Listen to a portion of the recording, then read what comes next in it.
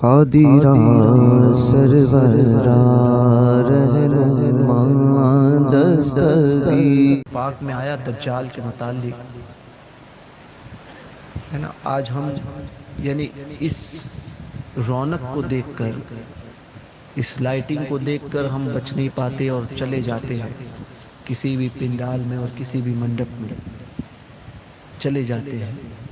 دجال کو دیکھیے، اس دجال کے متعلق حدیث میں آتا ہے کہ جو دجال کو صرف یہ کہے گا، بعض لوگ وہ ہوں گے جو دجال کو دیکھنے جائیں گے اور یہ کہیں گے کہ نہیں، ہمارا ایمان اتنا کمزور تھوڑی ہے کہ جو اس کو دیکھ کر بگڑ جائیں گے، بہت مضبوط ایمان والے ہیں. حدیث پاک میں آتا ہے کہ اس کے شعبدے جب دیکھنے جائیں گے دجال کے، کیا کرے گا؟ یعنی مجھے تعجب لگتا ہے کہ آج آدمی غیروں کے معبودوں کو دیکھ کر یا ان کے شعبدوں کو دیکھ کر، ہے نا، آج چٹھیوں کے دور چل رہے ہیں، پرچیاں کٹتی ہیں لوگوں کی، اور پرچیوں میں بتایا جاتا ہے کہ کیا کر کے آئے ہو. تو لوگ اس کو دیکھ کر بڑے تعجب میں رہتے ہیں کہ بھائی بہت بڑی بات کر دی ہے، واقعی کچھ نہ کچھ تو پاور ہے. یہ تو چھوٹے چھوٹے دجال ہیں، سمجھے، یا اس کے بھی چیلے ہوں. دجال کی طاقت کا عالم یہ ہوگا کہ آسمان کو کہے گا کہ بارش برسا تو آسمان بارش دے گا، زمین کو کہے گا کہ سبزہ ہوگا تو بنجر زمین اسی وقت سبزہ اگائے گی، جس بستی سے گزرے گا خزانے نکالے گا. ایک دو نہیں،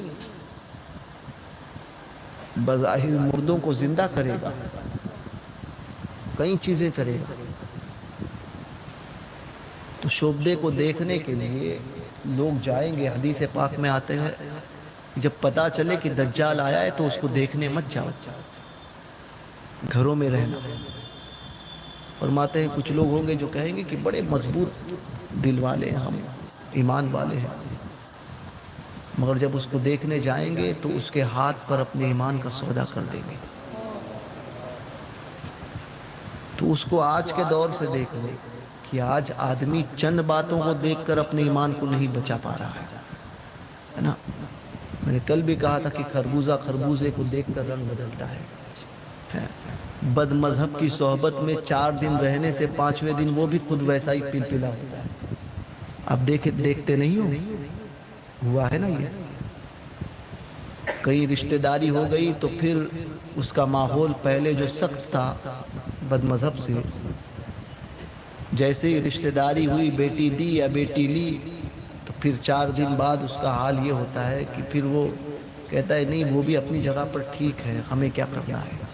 پہلے ٹھیک ہے کہتا ہے، ہمیں کیا کرنا ہے کہتا ہے، پھر آہستہ آہستہ آہستہ آہستہ اسی کی بولی بول کر اسی جیسا ہو جاتا ہے.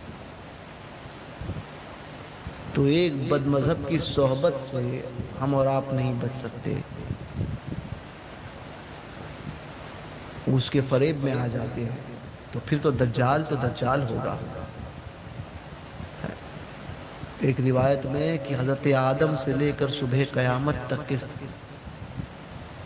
جتنے انسان ہوئے اور اس درمیان جتنے فتنے ہوئے، اس سے بڑا فتنہ اور کوئی نہیں جو فتنہ دجال ہوگا. اس درمیان اس وقفے میں جتنے فتنے ہوئے ہیں، دجال سے بڑھ کر فتنہ کوئی نہیں ہوگا.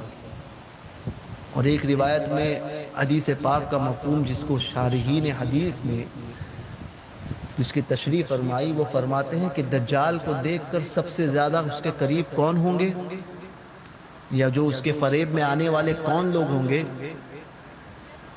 تو حدیث میں آتا ہے کہ وہ لوگ جو یہود و نصارہ کی مشابہت کرتے تھے، یعنی ان کے جیسا لباس، ان کے جیسے بالوں کو کاٹنا، داڑھی منڈانا، ان کے جیسے کھانا پینا، ان کے جیسا رہنا، ان کے جیسا پہننا، یہ ساری چیزیں جو یہود و نصارہ کی پیروی کرے گا، حدیث میں آتا ہے کہ وہ دجال کے فریب میں سب سے جلدی آئے گا، وہ اپنے ایمان کو گوائے گا.